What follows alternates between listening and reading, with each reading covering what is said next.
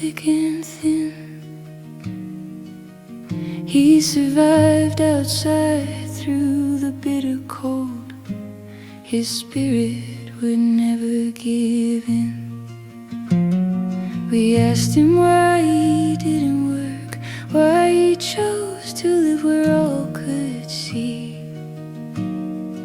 He said he didn't want to do what others did, but he only wanted to live and be free. If I were a stranger,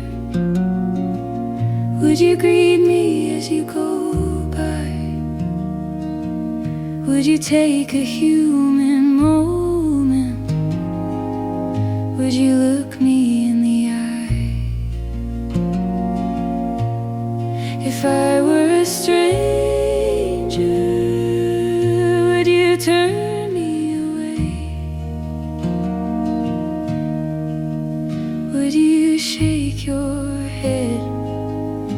Or would you ask me to stay?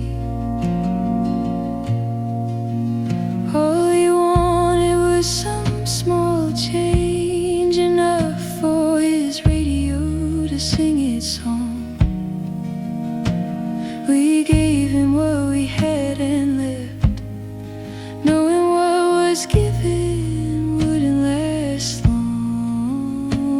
I saw his humble hollow by the tracks, smashed and being razed to the ground. The railroad used a bulldozer to break his spirit, and nowhere was he to be found. If I were a stranger, would you feed me a meal? Would you mend my wounds? Would you help me to heal? If I were a stranger, would you ask me my name?